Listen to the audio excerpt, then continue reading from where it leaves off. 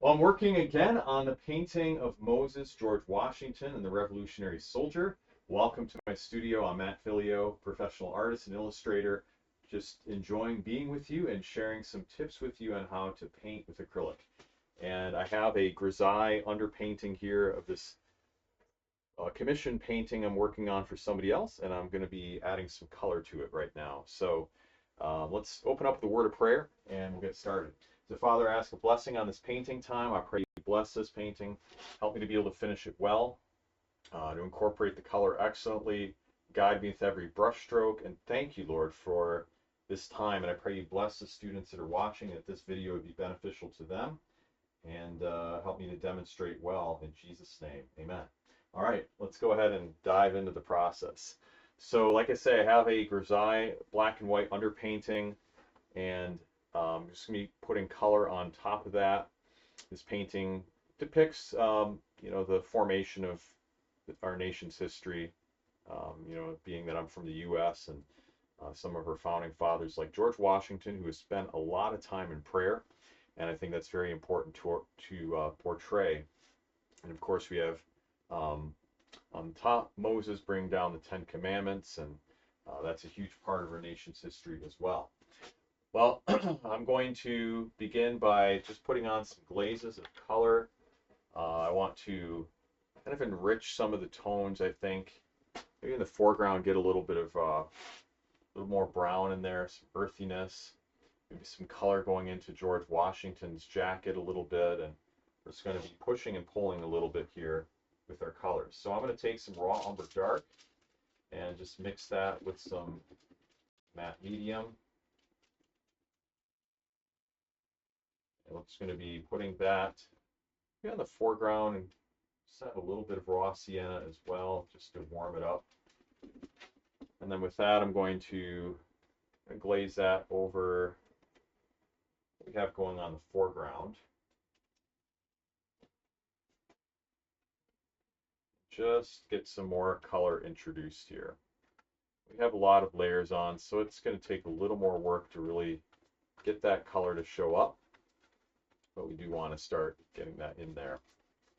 Just get some differentiation between the background and these other areas. But it's nice that we have this already on here. I'm going to put a little bit of color onto the mountain.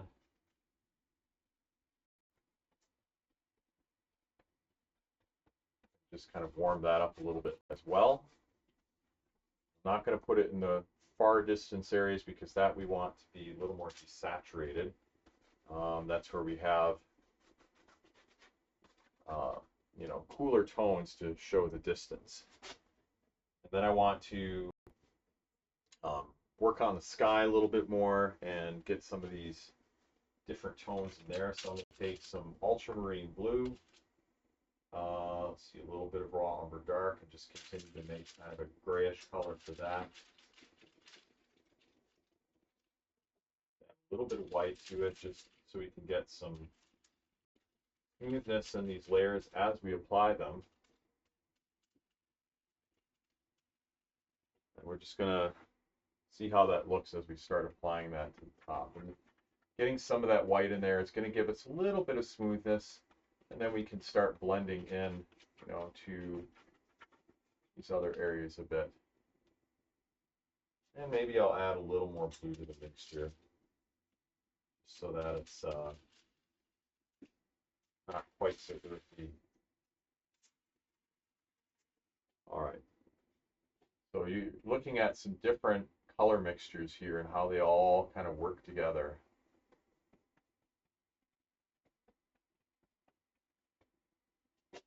And I'm just going to take a little more white, add that to the mixture, and along with a little bit more blue.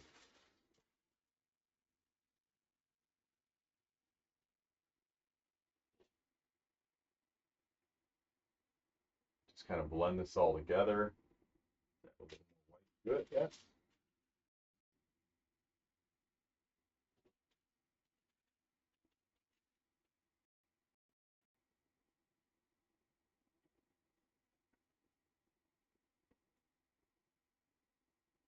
There we go.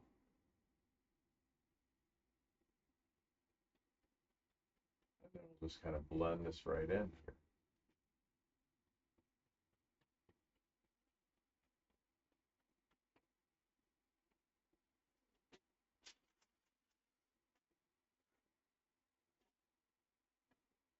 I'm going to put a little bit of glaze on this other side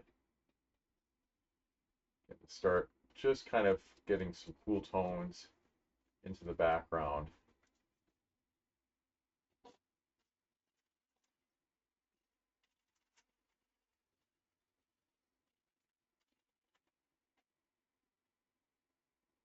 Maybe a little more blue on the bottom. And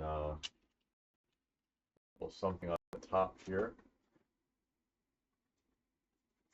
Let's get some colors kind of mixed into that as well.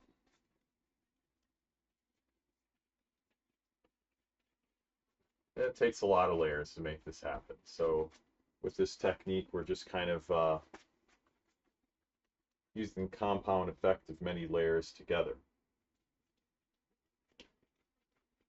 And even bring that down into the lower part of the ground a little bit. That can give us a sense of a little more depth. All right. We're going to want to get some of the colorization of Washington's coat, which is very dark navy blue.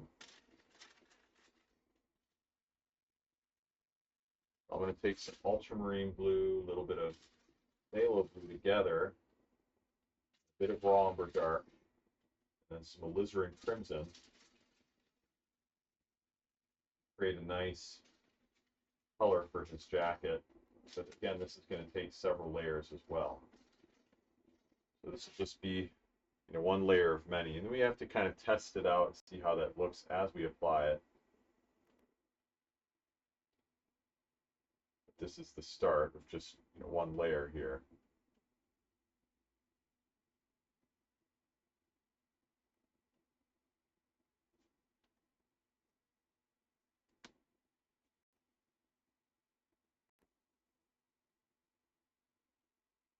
I want to make sure that we can see through the glazes and I'm not painting over all the insignias, things like that. Shoulder insignias called the epaulettes. We want to leave them alone and not disturb that. Just all the accoutrements of his uniform.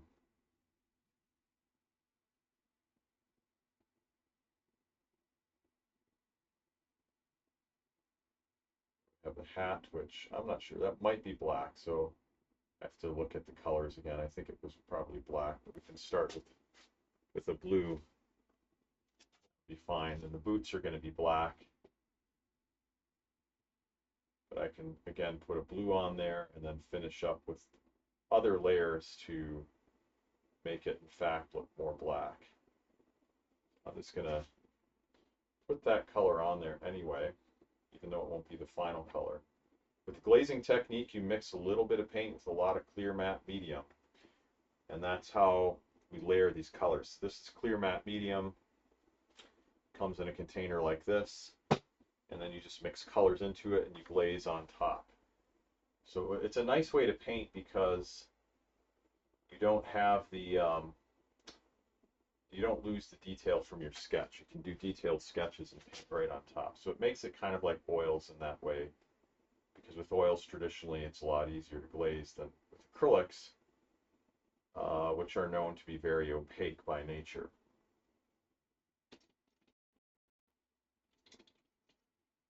All right, so